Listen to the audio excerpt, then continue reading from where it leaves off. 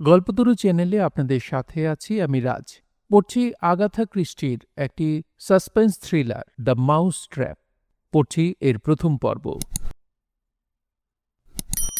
গল্পটি শুরুর আগে অনুরোধ করছি, আপনারা যারা এখন আমাদের চ্যানেলটি সাবস্ক্রাইব করেননি তারা অবশ্যই সাবস্ক্রাইব করে রাখুন, সাথে বেল আইকনটি প্রেস করে রাখুন আমাদের নেক্সট ভিডিওগুলো পেতে। আর আমাদের পড়া যদি আপনাদের ভালো লাগে তাহলে অবশ্যই একটি লাইক করবেন, আর সময় থাকলে একটা ছোট্ট কমেন্ট করে যাবেন। চলে যাচ্ছি আজকের গল্পে। ভীষণ ঠান্ডা, আকাশ কালো হয়ে রয়েছে। শিগগিরই শুরু হবে প্রচণ্ড তুষারপাত। গায়ে কালো ওভারকোট, গলায় পেঁচানো মাফলার, মুখের ওপর সেটা তুলে দিল লোকটা। টেনে চোখের ওপর নামিয়ে আনল হ্যাট। কালভার স্ট্রিটের ৭৪ নম্বর বাড়ির সিঁড়িতে দাঁড়িয়ে আছেন তিনি। হাত বাড়িয়ে বেল টিপলেন। মিসেস ক্যাসির দুহাতই ব্যস্ত। তিক্ত কণ্ঠে বলল, ধুত তোর, এই বেলটাকে নিয়ে আর পারা গেল না। এক মুহূর্ত শান্তিতে থাকার জো নেই। আপন মনেই বিড়বিড় করতে করতে বেসমেন্টের সিঁড়ি বেয়ে উঠে এলো মিসেস ক্যাসি। দরজা খুলে দিল। কালচে আকাশের পটভূমিতে অদ্ভুত ভঙ্গিতে দাঁড়িয়ে আছে লোকটা। ফিসফিস করে উঠল, মিসেস লিওন। দোতলা, বলেন মিসেস ক্যাসি। সোজা দোতলায় উঠে যান। আপনি যে আসবেন উনি জানেন? ধীরে ধীরে এদিক ওদিক মাথা নাড়ল লোকটা। না। ও ঠিক আছে, উঠে গিয়ে দরজায় ধাক্কা দিন। মলিন কার্পেট বিছানো সিঁড়ি বেয়ে লোকটাকে উঠে যেতে দেখল মিসেস ক্যাসি। আপন মনেই বিড়বিড় করে বলল, অদ্ভুত। শিউরে উঠল একবার। ঠান্ডাই বোধ হয়। লোকটা এমন ফিসফিস করল কেন? ঠান্ডা, ওই হতচ্ছাড়া ঠান্ডা, আর কিছু না। তবু সিঁড়ির বাঘ ঘুরল লোকটা। শীষ দিয়ে উঠল মৃদু স্বরে। থ্রি ব্লাইন্ড মাইস গানের সুর। কয়েক পা পিছিয়ে রাস্তায় নেমে এলো মলি ডেভিস। গেটের পাশের নতুন রং করা সাইনবোর্ডটার দিকে তাকালো। লেখা হয়েছে মংসওয়েল ম্যানর, গেস্ট হাউস। ঠিকই হয়েছে। আপন মনেই মাথা ঝাঁকালো মলি। লোকে দেখে কিছু সন্দেহ করতে পারবে না। মলিরা যে পেশাদার হোটেল ব্যবসায়ী নয়, বোর্ডটা দেখে বুঝতে পারবে না। কাঠের খুঁটির ওপর বসানো বোর্ডটা সামান্য ঝুঁকে আছে টিলার খাড়াইয়ের দিকে। মেনরের দুপাশের আগাছা পরিষ্কার করা হয়নি ভালোমতো। এছাড়া আর কোনো খুঁত নেই। চমৎকার কাজ করেছে গিলেস, বুদ্ধিমান লোক। আরও অনেক কাজই চমৎকারভাবে করতে পারে সে। বিয়ের পর থেকেই দেখে আসছিল মলি, যদিও স্বামীকে এখনও পুরোপুরি বুঝে উঠতে পারেনি। স্বামীর ব্যাপারে আজ যা ভাবে, দুদিন পরেই সেটা পাল্টে নিতে হয়, আবার ভাবতে হয় নতুন করে। চাপা স্বভাবের লোক বলা যাবে না গিলেস ডেভিসকে, কিন্তু নিজের ব্যাপারে প্রায় কিছুই বলতে চায় না সে, এমনকি মলির কাছেও না। তবে কাজের লোক, অনেকদিন নেভিতে চাকরি করে এলে যা হয়। তবে এইবার বোঝা যাবে কতখানি বুদ্ধিমান আর কাজের লোক তার স্বামী, ভাবল মলি। গেস্ট হাউস চালানোর কোনো অভিজ্ঞতাই নেই দুজনের কারো। এই ব্যবসায় একেবারে আনকরা নতুন। তবু কপাল ঠুকে নেমে পড়েছে ওরা। কিছু না কিছু টাকা তো আসবেই, সেই সঙ্গে বাসস্থানের সমস্যাও মিটে গেল। প্রস্তাবটা অবশ্য মলির। কদিন আগে মারা গেছেন আন্ট ক্যাথেরিন। তার মৃত্যুর দিন কয়েক পরেই উকিলের নোটিশ পেয়েছে মলি। মংসওয়েল ম্যানরটা মলিকে দান করে গেছেন আন্টি। সাধারণত যা হয়, চিঠি পেয়ে ঠিক করে ফেলল তরুণ স্বামী স্ত্রী, বিক্রি করে দেবে বাড়িটা। গিলেস জানতে চেয়েছিল, বাড়িটা দেখতে কেমন? মলি জবাব দিয়েছিল, বিরাট, প্রাসাদ বললেও চলে, তবে অনেক পুরনো, ভিক্টোরিয়ান ফার্নিচারে ঠাসা। আমার কেমন দম বন্ধ হয়ে আসে। সুন্দর একটা বাগান আছে, তবে আগাছায় ভরে গেছে এখন। যুদ্ধের পর থেকে আর পরিষ্কার করা হয়নি তো, লোকের অভাব। সিদ্ধান্ত নিয়েই দালালের সঙ্গে যোগাযোগ করেছে স্বামী স্ত্রী। বাড়িটা বেচেই দেবে। বেচে বেচে দরকারি কিছু নয়া ফার্নিচার রেখে দেবে শুধু। বাড়ি বিক্রির টাকা দিয়ে শহরে ছোট একটা ফ্ল্যাট কিনবে। তেমন পাওয়া গেলে ছোটখাটো একটা কটেজও কিনে ফেলতে পারে। কিন্তু দুটো অসুবিধে দেখা দিল। তেমন ছোটখাটো ফ্ল্যাট বা কটেজ পাওয়া গেল না। ফার্নিচারও আনা যাবে না ম্যানর থেকে। হালকা কিছুই নেই, সবই ডাউস সাইজের। ফ্ল্যাট বা ছোট কটেজে জায়গাই হবে না ওসব ফার্নিচার। ঠিক আছে, মলি বলেছে, সব ফার্নিচারই বেচে দেব। দালাল ভরসা দিয়েছে সব জিনিসই বিক্রি করে দেয়া যাবে। কে কিনবে জানতে চেয়েছে মলি। কেনার লোকের অভাব আছে নাকি? দালাল বলেছে, হোটেল ব্যবসায়ীরাও কিনতে পারে। সুন্দর একটা গেস্ট হাউস বানিয়ে নেবে। অনেক পুরনো আমলের বাড়ি হলেও নতুন করে মেরামতের পর এখন খুব ভালো লাগে। দালালের বক্তব্য থেকে বুদ্ধিটা মাথায় এসেছে মলির। গিলেস, বলেছে ও, বাড়িটাকে আমরাও তো গেস্ট হাউস বানাতে পারি। প্রথমে তেমন গুরুত্ব না দিলেও মলির চাপাচাপিতে শেষ পর্যন্ত দিতে বাধ্য হয়েছে। স্বামীকে বুঝিয়েছে ও, বেশি লোক দরকার নেই আমাদের। আর শুরুতে তো নয়ই, কারণ হোটেল ব্যবসার কিছুই বুঝি না আমরা। প্রতিটি বেডরুমের সঙ্গে অ্যাটাচড বাথ আছে, ঠান্ডা গরম দুরকম পানির ব্যবস্থা আছে, সেন্ট্রাল হিটিং সিস্টেম আছে, গ্যাস কুকার আছে, হাঁস মুরগি পালতে পারবো আমরা, ডিম আর মাংসের ব্যবস্থা হয়ে যাবে। বাড়ির সামনে পিছনে অনেক জায়গা, তরিতরকারির চাষ করতে পারবো। আর কি চাই? কিন্তু কাজ তো অনেক, কে করবে? চাকর বাকর পাওয়া আজকাল যা কঠিন। আমরাই করব, পরের কাজ না করে নিজেদের কাজই করলাম। আর এমন বেশি কি কাজ? পার্মানেন্ট চাকর লাগবে না, তেমন দরকার পড়লে একজন বুয়া রেখে নেব। আপাতত জনা পাঁচেক গেস্টকে জায়গা দিতে পারবো আমরা। সপ্তাহে 7 গিনি করে মাসে কত আসবে মনে মনে হিসেব করতে লেগে গেল মলি। ভেবে দেখো, সবশেষে বলেছে মলি, ওটা আমাদের নিজের বাড়ি, জিনিসপত্র সব নিজেদের। এছাড়া আর কোনো জায়গাও নেই আমাদের, কোথাও বাড়ি করতে পারবো না, একেবারেই তো বাস্তুহারা। আর আপত্তি করেনি গিলেস। ঠিকই বলেছে মলি, ভালো কোনো চাকরি পায়নি দুজনের কেউই।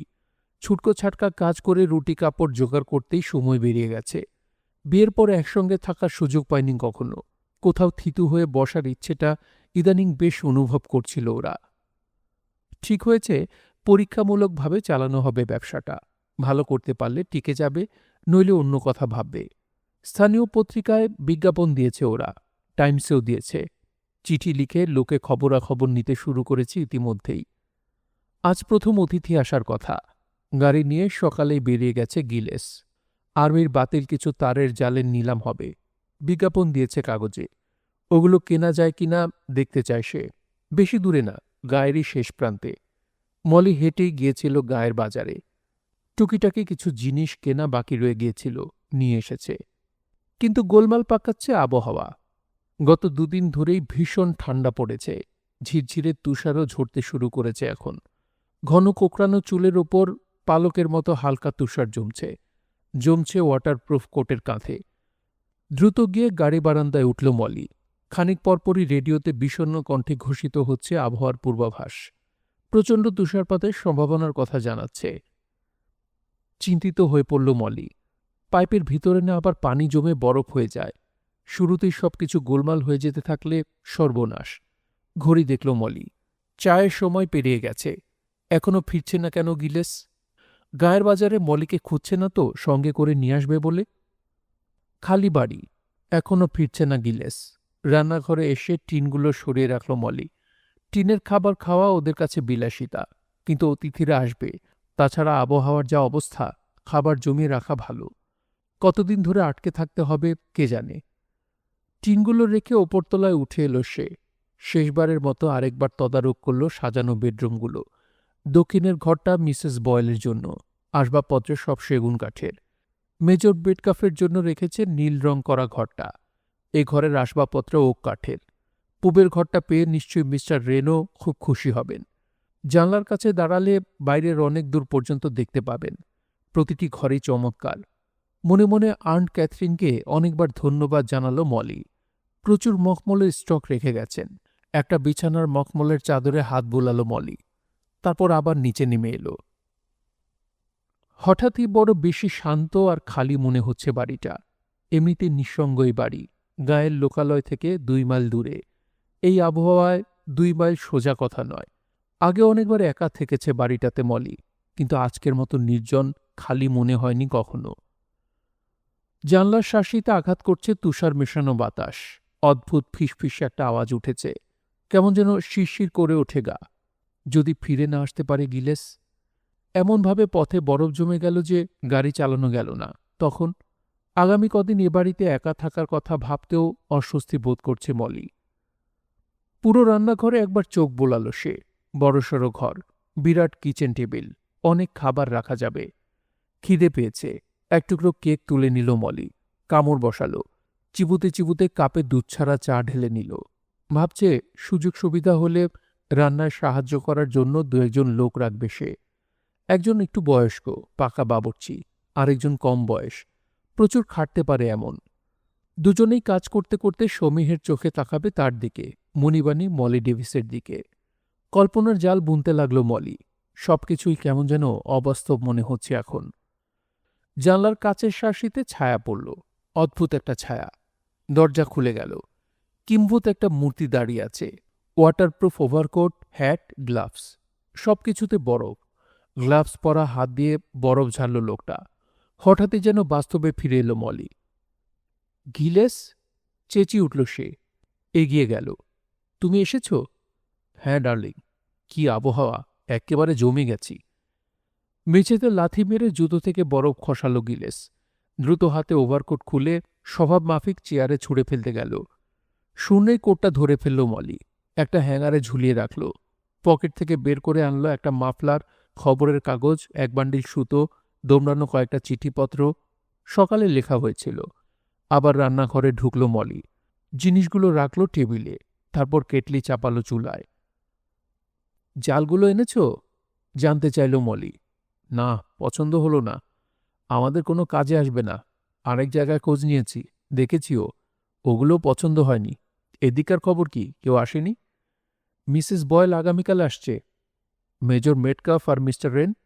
তাদের তো আজই আসার কথা। চিঠি পাঠিয়েছে মেজর, আগামীকালের আগে আসতে পারছে না। তার মানে শুধু মিস্টার রেনের জন্যই রাতে হচ্ছে আজ রাতে। আচ্ছা, লোকটা কেমন হবে বলে মনে হয় তোমার?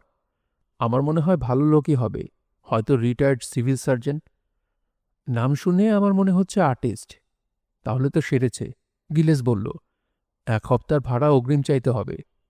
আরে না না, ও কাজ করো না। মালপত্র তো আনবেই, দরকার হলে ওগুলো আটকাতে পারব। মালপত্র? খবরের কাগজে মুড়ে ইটও তো নিয়ে আসতে পারে। দত্তুর ছাই, কত রকম সন্দেহ যে হচ্ছে। আসলে অভিজ্ঞতা নেই তো, কি করতে হবে কিচ্ছু জানি না। আমরা যে ব্যবসায় নতুন, এটা ওদেরকে বুঝতে দেয়া চলবে না। কিন্তু মিসেস বয়েল জেনে যাবেনি, মলি বলল। উনি ওই রকমই। কি করে জানলে? এখনো তো দেখোইনি। ঘুরল মলি। টেবিলে একটা খবরের কাগজ বিছালো। খানিকটা পড়ি নিয়ে কাজে লেগে গেল। কি বানাচ্ছ? জানতে চাইল গিলেস। ভাজব, রুটি, সিদ্ধ আলু আর এই পনির মিশিয়ে ভাজব। চমৎকার লাগে খেতে, ওয়েলস রেয়ারবিট। ভালো রাঁধুনি, খেয়ে খুশি হবে অতিথিরা। ভালো আর কই, চর্চা করারই সুযোগ পাইনি। আর সব যাই হোক, নাস্তা নিয়েই মুসিবতে পড়ব। কেন? একসঙ্গে সব করতে হবে। ডিম ভাজো, বেকন বানাও, দুধ গরম করো, কফি বানাও, টোস্ট করো। একসঙ্গে এত কাজ পারি না আমি। হয় দুধ পুড়বে, নয়তো টোস্ট পুড়বে, কিংবা বেকনে পোড়া দাগ লাগবে, অথবা ডিম বেশি শক্ত হয়ে যাবে। সব ঠিকমতো সামাল দেয়া? হুম, আমাকে দিয়ে হবে বলে মনে হয় না। কাল সকালে দরজার আড়ালে লুকিয়ে থাকবো আমি। হাসছে গিলেস। দেখি সামাল দিতে পারো কি না। আমার কষ্ট আর হাসি আসছে তোমার? না। মুখ ঝামটা দিল মলি। ওই যে পানি ফুটেছে, লাইব্রেরিতে নিয়ে যাব, রেডিও শুনতে শুনতে খাওয়া যাবে। খবরের সময় হয়েছে। মনে হচ্ছে রান্নাঘরে বেশিরভাগ সময় কাটাতে হবে আমাদের। এখানেও রেডিও বসাতে হবে, কি বলো? হ্যাঁ, আর এই ঘরটাও চমৎকার, আমার খুব পছন্দ। সারা বাড়িতে এটাই সবচেয়ে ভালো ঘর, আমার তাই ধারণা। ড্রেসারটা খুবই ভালো, প্লেটগুলো সুন্দর। এমন একটা রান্নাঘরে সারাদিন রাতেও আপত্তি নেই আমার। চুলাটাও বিরাট। হ্যাঁ, আস্ত গরুর রান সিদ্ধ করে ফেলা যাবে। আর কি বড় বড় পিতলের গামলা! জামের জ্যাম বানাতো আন্টি, পাউন্ড পাউন্ড চিনি খরচ করত। আসলে ওই ভিক্টোরিয়ান যুগটাই আরামের ছিল। এখনকার মতো এত টানাটানি ছিল না লোকের। বিরাট বাড়ি, বিরাট সব ঘর আর ফার্নিচার। দেরাজগুলো কি সুন্দর করে বানানো। টানলি পাল্লা খুলে যায়। কি নিঃশব্দে মসৃণভাবে খুলে আসে ড্রয়ারগুলো। কোথাও একটা বাধে না। আর শহরে কী সব ঘরে থাকতাম, কী সব ফার্নিচার। ড্রয়ার খুলতে চায় না, আলমারির পাল্লা ফাঁক হয়ে থাকে। খুবই সস্তা বাজে জিনিস। ঠিকই বলেছ, তবে ব্যবসাটা ভালোমতো চালাতে না পারলে আবার ওসবের মধ্যেই ফিরে যেতে হবে। চলো যাই, খবর শুনি। প্রথমেই আবহাওয়ার খবর শোনাল সংবাদ পাঠক। বারবার সতর্ক করে দিল জনসাধারণকে। তারপর পড়ল অন্যান্য খবর। ফরেন অ্যাফেয়ার্সে অচল অবস্থা, পার্লামেন্টে তুমুল হইচই ইত্যাদি। সবশেষে জানালো একটা খুনের খবর। প্যাডিংটনের কালভার স্ট্রিটের এক বাড়িতে হয়েছে খুনটা। দূর, গজগজ করতে লাগল মলি। নতুন কোনো খবরই নেই, সেই পুরনো সব কেচ্ছা। আর আবহাওয়ারও যে কি কাণ্ড, খারাপ হওয়ার আর সময় পেল না। এই শীতে ব্যবসা শুরু করাই উচিত হয়নি আমাদের। বসন্ত পর্যন্ত অপেক্ষা করলেও পারতাম। তারপর হঠাৎই স্বর পাল্টে বলল, আচ্ছা, যে মহিলা খুন হল সে দেখতে কেমন? Mrs Leon? হ্যাঁ, ওরকম কি একটা নাম বলল যেন। কে খুন করল গো ওকে? কেন করল? আমি কি জানি, হয়তো ঘরের ভিতর গুপ্তধন লুকিয়ে রেখেছিল। খবরে তো বলল পুলিশ একটা বিশেষ লোককে খুঁজছে ওর সঙ্গে কথা বলার জন্যে। ওই কি খুনি? হতে পারে, পুলিশ সবসময় একটু ঘুরে কথা বলে। হঠাৎ কলিং বেলের তীক্ষ্ণ শব্দে চমকে উঠল দুজনেই। সামনের দরজায় লাফিয়ে উঠে দাঁড়াল গিলেস। মলির দিকে তাকিয়ে হাসল। খুনিটা এসেছে হয়তো। ওসব গল্প নাটকে ঘটে। জলদি যাও, নিশ্চয় মিস্টার রেন। দেখি কার কথা ঠিক, তোমার না আমার। তুষার মেশানো ঝড়ো বাতাসের ঝাপটায় যেন ঝড়ের মতোই ঘরে এসে ঢুকল মিস্টার রেন। খোলা দরজা দিয়ে মুহূর্তের জন্য বাইরের সাদা কালো পৃথিবীটা চোখে পড়ল মলির, আর তারই পটভূমিকায় কালো একটা মূর্তি। লাইব্রেরির দরজায় দাঁড়িয়ে আগন্তুককে তীক্ষ্ণ চোখে দেখল মলি। কালো ওভারকোট, ধূসর হ্যাট, গলায় জড়ানো মাফলার। এক ঝটকায় সদর দরজা বন্ধ করে দিল গিলেস। দ্রুত হাতে গলায় পেঁচানো মাফলার খুলে নিল রেন। উবু হয়ে নামিয়ে রাখল অন্য হাতের সুটকেস। হ্যাট খুলে নিল। সবগুলো কাজ খুব সামান্য সময়ের বিরতিতে করে ফেলল সে। সেই সঙ্গে কথাও চালিয়ে গেল। কর্কশ কণ্ঠ, উঁচু স্বরে কথা বলে। ভালো কথা বললেও মনে হয় যেন ঝগড়া করছে। হলরুমের আলো পড়েছে মুখে। বয়সে তরুণ, রোদে পোড়া চুল, নিষ্প্রভ অশান্ত চোখ। ভয়ঙ্কর, ভয়ঙ্কর আবহাওয়া বলে যাচ্ছে রেন। ইংলিশ শীতের সবচেয়ে খারাপ অবস্থা ডিকেন্সের বর্ণনার সঙ্গে মিলে যাচ্ছে। ক্রুজার টিনি টিমও এমন আবহাওয়ার কথা উল্লেখ করেছে। সহ্য করাটাই মুশকিল। আপনাদের কি মনে হয়? সেই ওয়াজ থেকেই সাংঘাতিক খারাপ রাস্তা পেরিয়ে এসেছি। আপনি তো মিসেস ডেভিস। বাহ, বেশ সুন্দরী তো। হাত বাড়িয়ে মলির একটা হাত চেপে ধরল রেন। কঠিন থাবা। ঠিক এই চেহারা কল্পনা করিনি আপনার।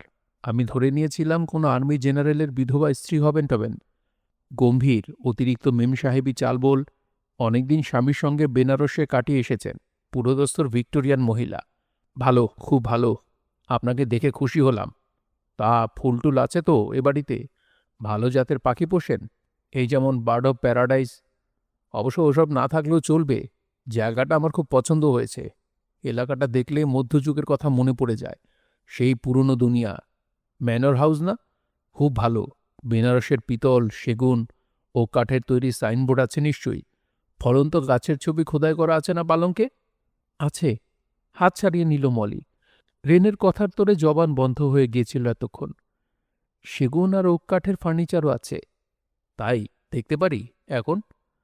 কথা যেমন দ্রুত বলে, কাজও তেমনই দ্রুত করে রেন। ডাইনিং রুমের দরজার হাতল পরীক্ষা করে দেখল। সুইচ টিপে দেখল বাতি ঠিকমতো জ্বলে কিনা। ওর সঙ্গে রয়েছে মলি ও গিলেস। রেনের কাজকর্ম গিলেসের বিশেষ পছন্দ হচ্ছে বলে মনে হল না। কোথায়? সেগুন কাঠের বড় ডাইনিং টেবিল কোথায়? ছোট টেবিলগুলো আলাদা আলাদা করে পেতেছেন কেন? আমরা ভেবেছিলাম গেস্টরা এভাবেই পছন্দ করবে। মলি বলল, তা ঠিকই বলেছেন, তবে তেমন লোকও হওয়া চাই। এই যেমন বিরাট এক পরিবার, শান্তশিষ্ট, সুন্দর দাড়িওয়ালা বাপ, ফ্যাকাশে চেহারার হাড্ডিসার মা, গন্ডা তিনেক ছেলে মেয়ে, হোঁতকা এক গভর্নেস এবং পুয়ার হ্যারিয়েট নামের কেউ একজন। ওই পুয়ার নামের পুয়ার লোকটা হবে সে পরিবারের প্রধান হেল্পার। খুব বিশ্বাসী, মানে মাথামোটা গাধা আর কি। ওই যে ফায়ারপ্লেসটার দিকে দেখুন, বিচ্ছিরিভাবে লাফাচ্ছে আগুনের শিখা। নিশ্চয়ই ওখানে পিঠ দিয়ে বসত মাথামোটা হ্যারিয়েট, পিঠ পোড়াতো। আপনার সুটকেস নিয়ে যাচ্ছি আমি, বলে উঠল গিলেস। দোতলায় পুবের ঘরে হাঁটতে শুরু করল গিলেস। পিছন পিছন হলে এসে ঢুকল রেন ও মলি। আমার ঘরে পালঙ্ক আছে তো? গিলেসকে জিজ্ঞেস করল রেন। মশারি টাঙানোর স্ট্যান্ড আছে? বিছানার চাদরে ফুল ছাপা আছে? কিছু নেই। রেনের দিকে তাকালো না গিলেস। গটগট করে গিয়ে সিঁড়ি বেয়ে উঠতে লাগল। বাঘ ঘুরে অদৃশ্য হয়ে গেল। আপনার স্বামী আমাকে পছন্দ করতে পারছে না, মলিকে বলল রেন। কি কাজ করতো আগে? নেভিতে ছিল কখনো? ছিল। এই জন্যই। আর্মি কিংবা এয়ারফোর্সের চেয়ে নেভির লোকের ধৈর্য অনেক কম। কদিন হলো বিয়ে হয়েছে আপনাদের? বুনিমনা হচ্ছে? আসুন, আপনার ঘর দেখে যান। হ্যাঁ হ্যাঁ, ওটাই আগে দেখা দরকার। কিন্তু ঘরের মানুষগুলোর সম্পর্কেও জানা দরকার ভালো মতো। হাজার হোক একসঙ্গে বাস করতে হবে। আচ্ছা, একটা প্রশ্ন করি, কিছু মনে করবেন না। মলি বলল, আপনি কি সত্যি মিস্টার রেন? থমকে দাঁড়ালো লোকটা, চুলে আঙুল ঢুকিয়ে হ্যাচকা টান দিয়ে দেখালো। আসলেই নকল, অর্থাৎ পরচুলা পরেনি, ছদ্মবেশ নেই। বলল, আপনার কি মনে হয়? হ্যাঁ, আমি আদি এবং অকৃত্রিম ক্রিস্টোফার রেন। হাসবেন না। আমার বাবা মা খুব রোমান্টিক ছিল, আমাকে নিয়ে অনেক স্বপ্ন দেখত। ওদের আশা ছিল আমি বড় হয়ে আর্কিটেক্ট হব, তাই শব্দটার সঙ্গে ছন্দ মিলিয়ে আমার নাম রেখেছিল ক্রিস্টোফার। হা হা হা হা। আপনি কি সত্যি আর্কিটেক্ট? হ্যাঁ, উৎফুল্ল কণ্ঠে জবাব দিল রেন। তা বলতে পারেন, তবে এখনও পুরোপুরি হয়নি, অর্ধেক। তাই নামটাও অর্ধেক করে নিয়েছি। কেউ জিজ্ঞেস করলে বলি ক্রিস রেন। সিঁড়ি বেয়ে নেমে আসছে আবার গিলেস। সেদিকে একবার তাকিয়ে মলি বলল, চলুন মিস্টার রেন, আপনার ঘর দেখিয়ে দিই। কয়েক মিনিট পর ফিরে এলো মলি। গিলেস জানতে চাইল, ফার্নিচার পছন্দ হয়েছে? মশারির স্ট্যান্ড করে মাথা খারাপ করে দিচ্ছিল আমার। অন্য ঘর দিতে বাধ্য হয়েছি। হুম। বিড়বিড় করে কি বলল গিলেস। শেষ শব্দ দুটো শুধু বুঝল মলি। খাবে হারামজাদা। দেখো, কিছুটা ঝাঁঝালো কণ্ঠে বলল মলি, ওরা আমাদের আত্মীয় নয়, মুফতে বেড়াতে আসেনি, টাকা দিয়ে থাকবে। ওটা আমাদের ব্যবসা, কথাটা মনে রেখো। ক্রিস্টোফার রেনকে তুমি পছন্দ করো আর নাই করো, করি না, বাধা দিয়ে বসল গিলেস। এবং তাতে কিছু যায় আসে না যদি ঠিকঠাক মতো হপ্তায় 7 গিনি করে দিয়ে দেয়। হ্যাঁ, যদি দেয়। দেবে বলেছে, চিঠিতেই জানিয়েছে। ওর সুটকেস কোথায়? নিজের ঘরে নিয়ে গেছে। এটা আমাদের কাছে রাখতে পারলে ভালো হতো। অবশ্য হতো কিনা কে জানে। ভিতরে মূল্যবান কিছু আছে বলে মনে হলো না। শোলার মতো হালকা। চুপ, আসছে। স্বামীকে সতর্ক করল মলি। রেনকে লাইব্রেরিতে নিয়ে গেল সে। সুন্দর করে সাজানো ঘরটার ফায়ারপ্লেসের ধারে একটা বড় চেয়ার দেখিয়ে বসতে বলল। জানালো 8 ঘন্টার মধ্যেই ডিনার রেডি হয়ে যাবে। আর কোনো গেস্ট এসেছে কিনা জানতে চাইল রেন। মাথা নাড়ল মলি। রান্নাঘরে ওকে সাহায্য করার প্রস্তাব দিল রেন। বলল, ডিমের অমলেট খুব ভালো বানাতে পারি আমি। অতিথি মনক্ষুণ্ণ হতে পারে ভেবে মানা করতে পারল না মলি। রাতের খাবার খাওয়ার পর মলিকে রান্নাঘরে বাসন পেয়ালা ধোয়াতে সাহায্য করল রেন। বিছানায় শুয়েও অস্বস্তি গেল না মলির। গেস্ট হাউসের অতিথির এতটা ঘরোয়া ব্যবহার মানায় না। তাছাড়া ব্যাপারটা মোটেও সুনজরে দেখেনি গিলেস। আগামী দিন অন্য গেস্টরা এসে গেলেই সব ঠিক হয়ে যাবে আশা করে ঘুমিয়ে পড়ল মলি।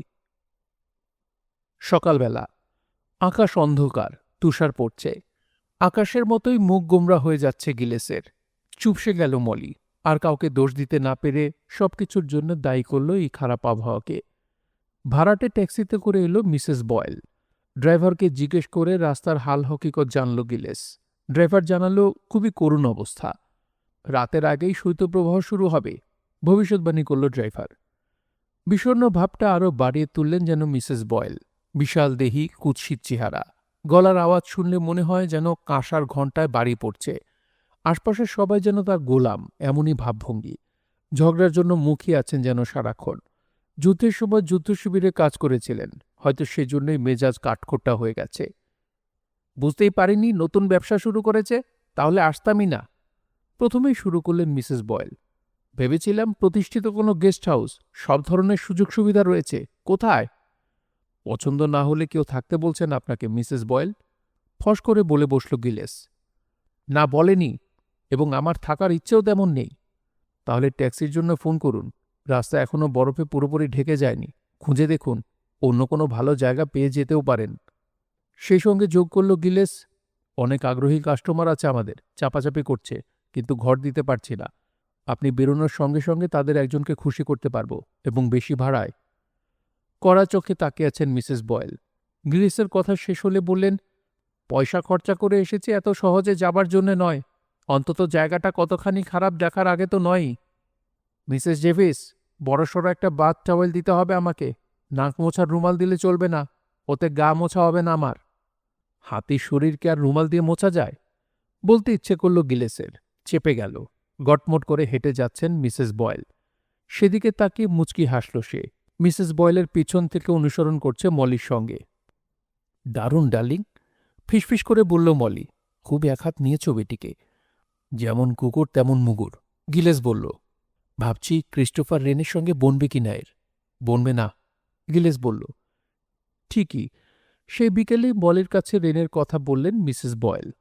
বিচ্ছিরি স্বভাবের লোক। বলার ভঙ্গিতে বোঝা গেল রেনকে অপছন্দ করেছেন। বেকারের লোক এলো রুটি নিয়ে।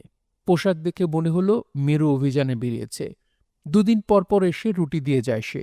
জানালো পরের বার ঠিক সময় আর আসতে পারবে কিনা সন্দেহ আছে। পথঘাটের অবস্থা শোচনীয়, ক্রমে খারাপ হচ্ছে আরও। অচল হয়ে যাবে সব, রুটিওয়ালা বলল। খাবার জমিয়ে রেখেছেন তো বেশি করে? হ্যাঁ, মলি জানালো। টিনের খাবারও আছে, তবে আরও কিছু ময়দা দিয়ে যেতে পারেন। আইরিশ কায়দায় বানানো সোডা ব্রেডের কথা মনে পড়ল তার। বেকারের রুটি যদি ফুরিয়ে যায় তাহলে ওই ব্রেড বানিয়ে নিতে পারবে। খবরের কাগজও এনেছে লোকটা। নিয়ে টেবিলে বিছালো মলি। ফরেন অ্যাফেয়ার্স পাত্তা পায়নি এই সংখ্যায়। প্রথম পৃষ্ঠায় শুধু আবহাওয়া আর মিসেস লিওনের খবর। মহিলার ভালো ছবি পাওয়া যায়নি, আর যেটা পাওয়া গেছে রিপ্রোডাকশন খুব খারাপ এসেছে, আবছা ছবি। নিষ্ঠুরভাবে খুন করা হয়েছে মহিলাকে, কি বলেন? পিছন থেকে বলে উঠল ক্রিস্টোফার রেন। আর হবে না তো কি, যে পচা গলিতে থাকত, যেমন জায়গা তেমনই ওই মহিলা। আপনার কি মনে হয় কোনো রকম ইতিহাস আছে এই খুনের পেছনে? আছে তো বটেই, জবাব দিলেন মিসেস বয়েল গোমরা মুখে। কোনো সময় কোনো পাপ করেছিল হয়তো, তার সাজা পেয়েছে। ভুরু কুচকে মিসেস বয়েলের দিকে তাকালো রেন। আপনি বলতে চাইছেন এর পেছনে সেক্স টেক্স জড়িত? ওরকম কিছুই আমি বলতে চাইছি না। তাহলে? বিড়বিড় করে আপন মনে রেন বলল, শ্বাসরুদ্ধ করে মারা হয়েছে ওকে। ভাবছি। নিজের লম্বা দুই হাতের দিকে তাকালো সে। গলা টিপে মানুষ মারতে কেমন লাগে? খুব মজা, মিসেস বয়েল বললেন। তার কাছে গিয়ে দাঁড়ালো রেন। কণ্ঠস্বর খাদে নামিয়ে বলল, শ্বাসরুদ্ধ হয়ে মরতে আপনার কেমন লাগবে মিসেস বয়েল? ঝাঁঝালো কণ্ঠে মিসেস বয়েল বললেন, খুন করে আপনি খুব মজা পাবেন ভাবছেন? তাড়াতাড়ি দুজনের মাঝে এসে দাঁড়ালো মলি। একটা লোককে খুঁজছে পুলিশ, কথা বলতে চায় ওই খুনের ব্যাপারে। লোকটার পরনে ছিল কালো ওভারকোট, ধূসর হ্যামবুর্গ হ্যাট, গলায় উলের মাফলার, উচ্চতা মাঝারি। তার মানে? রেন বলল, লোকটা সহজেই জনতার ভিড়ে মিশে যেতে পারবে। চোখে পড়ার মতো কিছুই ছিল না ওর মধ্যে। না, চোখে পড়ার মতো কিছুই ছিল না। Scotland yard. নিজের অফিস ঘরে বসে আছেন ইন্সপেক্টর পারমিন্টার। তার সামনে বসে আছে ডিটেকটিভ সার্জেন্ট ক্যানি। লোক দুজনকে দেখতে চাই আমি, বললেন ইন্সপেক্টর। ঠিক আছে। কেমন লোক? বেশভূষায় মনে হলো শ্রমিক, চলনে বলনে ধীর, তবে আস্থা রাখা যায় মনে হলো। বেশ, ডাকো। দুজন লোক এসে ঢুকল ঘরে। একটু বিহ্বল ভাব, নতুন জায়গায় এসেছে বলেই বোধ হয়। বিশেষ করে স্কটল্যান্ড ইয়ার্ডের এক বিশিষ্ট পুলিশ অফিসারের ঘরে। সাধ্যমতো ভালো কাপড় চোপড় পরে এসেছে। তীক্ষ্ণ চোখে দুজনকেই একবার দেখে নিলেন ইন্সপেক্টর। বুঝে নেয়ার চেষ্টা করলেন কেমন লোক ওরা। অচেনা লোককেও সহজে আপন করে নিতে পারেন তিনি। লিওনের খুনের ব্যাপারে কিছু খবর দিতে পারবেন আপনারা ভাবছেন তো? পারমিন্টার বললেন। এসে ভালোই করেছেন, বসুন। সিগারেট? দুজনেই তার প্যাকেট থেকে সিগারেট নিল, আগুন ধরালো। ইন্সপেক্টর বললেন, সাংঘাতিক খারাপ আবহাওয়া।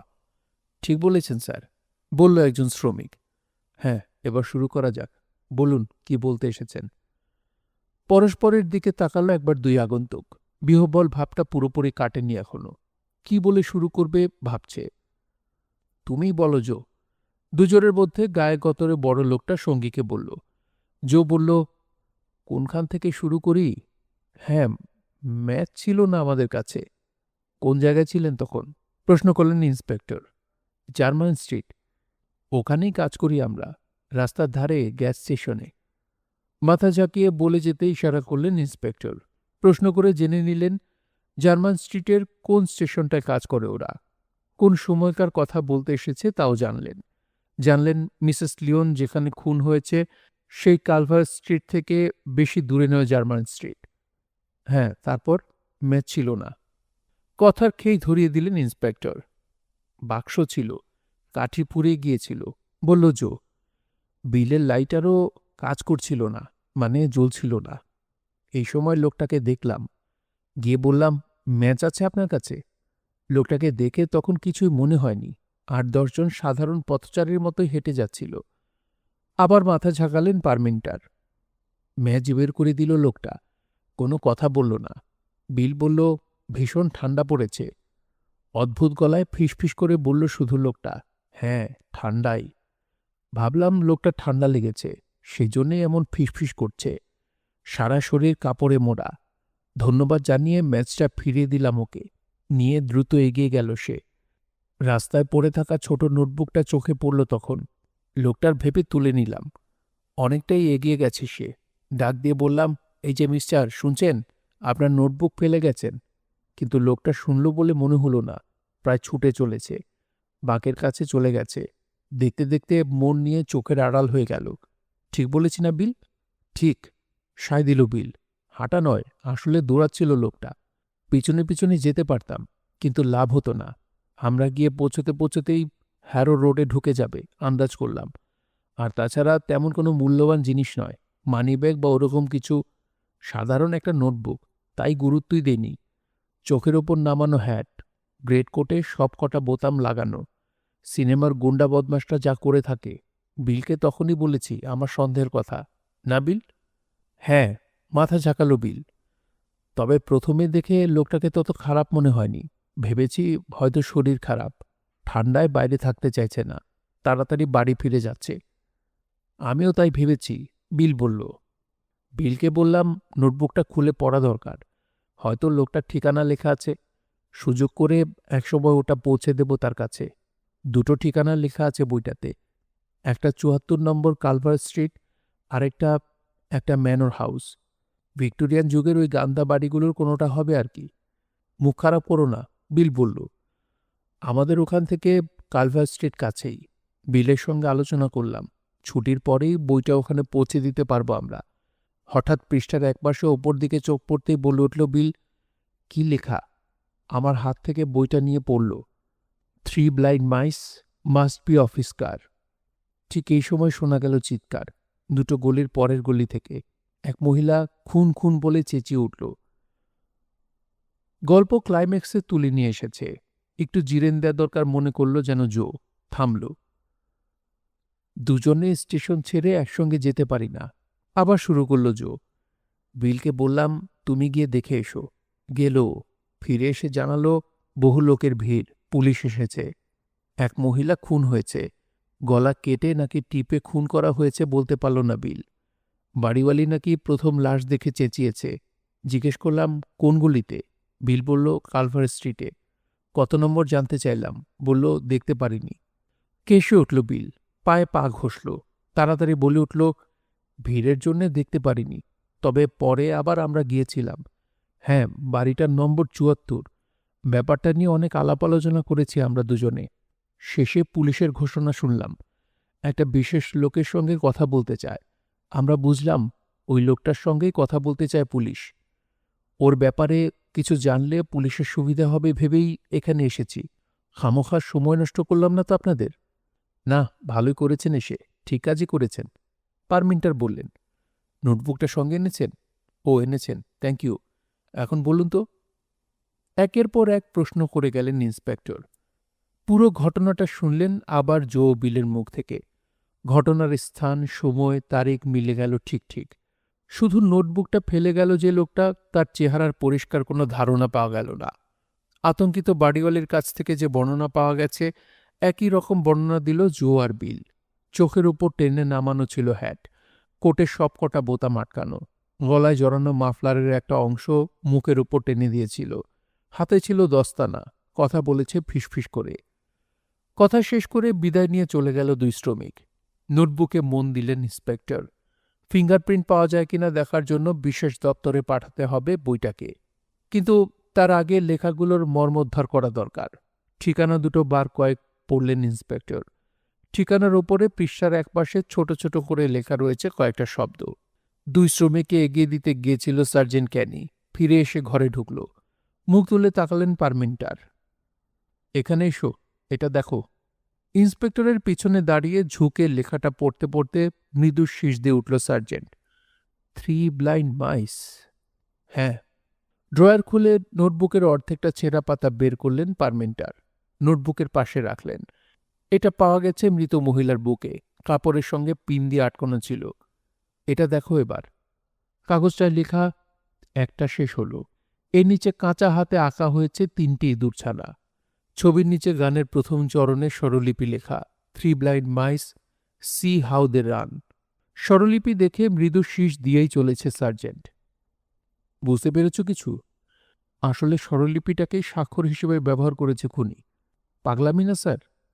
কি জানি। অনিশ্চিত শোনালো পারমিন্টারের গলা। লাশের পরিচয় জানা গেছে? হ্যাঁ স্যার। ফিঙ্গারপ্রিন্ট রিপোর্ট বের করে দিল সার্জেন্ট। লোকে জানত ওর নাম মিস লিওন, আসলে ও গ্রেগ। মাস 2 আগে হলওয়ে জেল থেকে ছাড়া পেয়েছে। চিন্তিত দেখালো পারমিন্টারকে। রিপোর্টে জানানো হয়েছে কালভার স্ট্রিটের 74 নম্বর বাড়িতে থাকত। ওখানকার মানুষকে তার নাম জানিয়েছে মরিন লিওন। মাঝে মধ্যে মদ খেত মহিলা। 2-1 রাতে পুরুষ মানুষও সঙ্গে এনেছে। ভয় পাওয়ার কোনো লক্ষণ কখনো দেখা যায়নি ওর মাঝে। তার মানে কোনো রকম বিপদের আশঙ্কা করেনি। ওই অদ্ভুত লোকটা বেল বাজিয়েছে। বাড়িওয়ালি দরজা খুলে দিলে মিসেস লিওন কোথায় থাকে জিজ্ঞেস করেছে। তারপর দোতলায় উঠে গেছে। লোকটার চেহারার বর্ণনা দিতে পারেনি বাড়িওয়ালি, শুধু জানতে পেরেছে মাঝারি উচ্চতার লোক, গলার স্বর ফিসফিসে। হয়তো সাংঘাতিক ঠান্ডা লেগেছিল বলেই ওরকম হয়েছিল। লোকটার সঙ্গে কথা বলে আবার বেসমেন্টে ফিরে গেছে বাড়িওয়ালি, নিজের কাজে। এরপর সন্দেহজনক আর কোনো শব্দ শোনেনি। লোকটার বেরিয়ে যাওয়ার শব্দ শোনেনি। মিনিট 10 পর চা নিয়ে ওপরে গিয়ে দেখে মরে পড়ে আছে মিসেস লিওন। হঠাৎ মাথা গরম করে একে খুন করা হয়নি সার্জেন্ট, পারমিন্টার বললেন। প্ল্যান করে এসেছিল খুনি। আমি ভাবছি মংসওয়েল ম্যানর নামে কটা বাড়ি আছে ইংল্যান্ডে। খুনির তো দরকার একটা। ভাগ্যের ওপর অতিমাত্রায় বিশ্বাস করা ছাড়া উপায় নেই। ভালোমতো খোঁজখবর করে দেখার সময়ও নেই আমাদের হাতে। সার্জেন্টের চোখ নোটবুকের পাতায় নিবন্ধ। বিড়বিড় করে বলল, 74 নম্বর কালভার স্ট্রিট, মংসওয়েল ম্যানর। বলল, তাহলে আপনি ভাবছেন? বাধা দিয়ে ইন্সপেক্টর বললেন, কেন, তুমি ভাবছ না? হতে পারে। মংসওয়েল ম্যানর, মংসওয়েল কোথাও নামটা দেখেছি আমি, শিওর। কোথায়? ওটাই মনে করার চেষ্টা করছি। খবরের কাগজ, টাইমস। হ্যাঁ, মনে পড়েছে। 1 মিনিট স্যার, আমি আসছি। প্রায় ছুটে বেরিয়ে গেল সার্জেন্ট।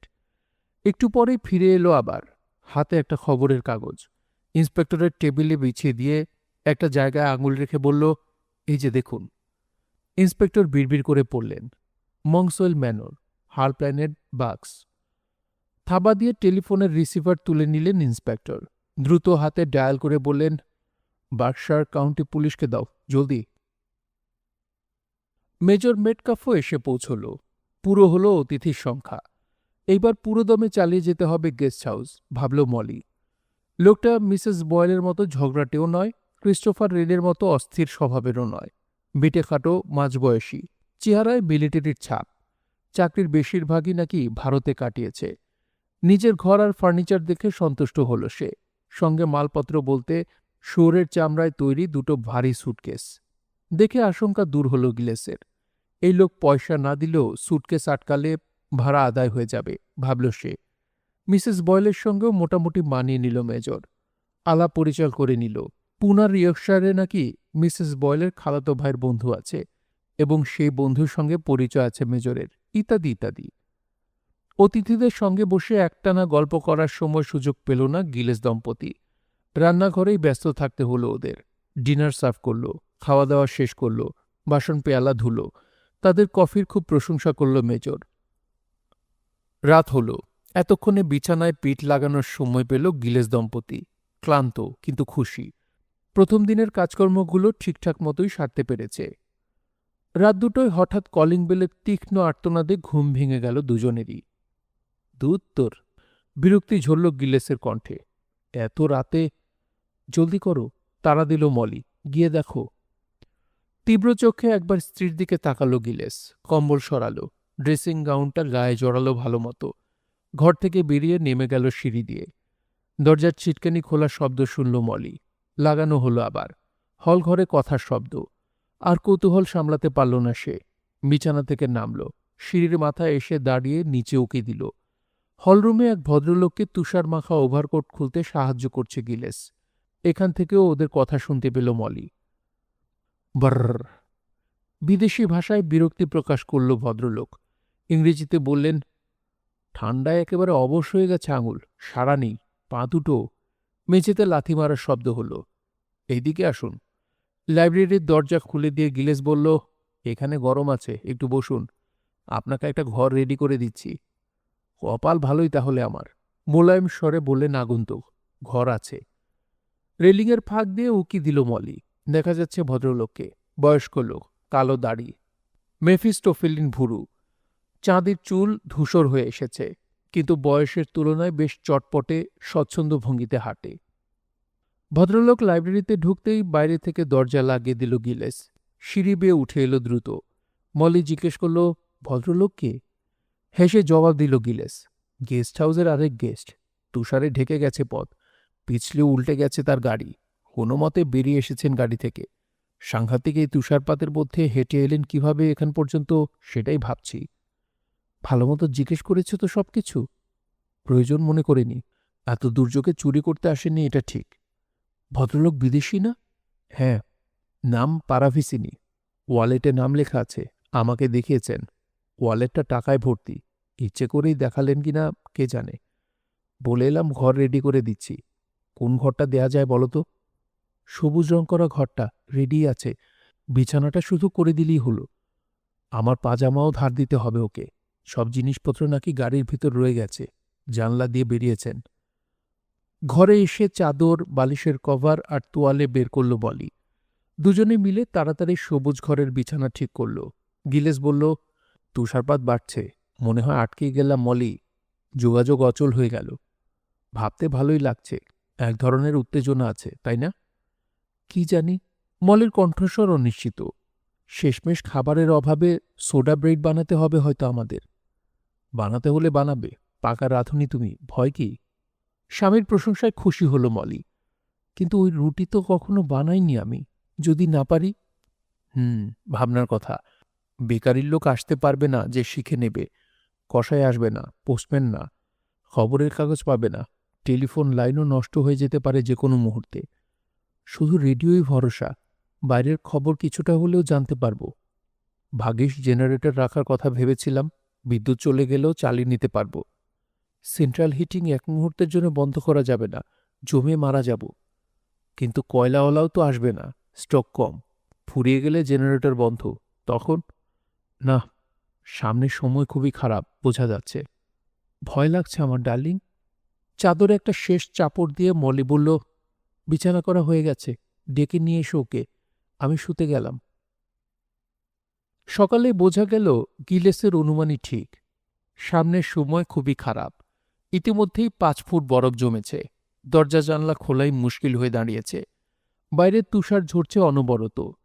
নিঃশব্দ সাদা প্রকৃতির দিকে তাকালে বুক কেঁপে ওঠে আতঙ্কে। পড়ছিলাম আগাথা ক্রিস্টির সাসপেন্স থ্রিলার দ্য মাউস ট্র্যাপের প্রথম পর্ব।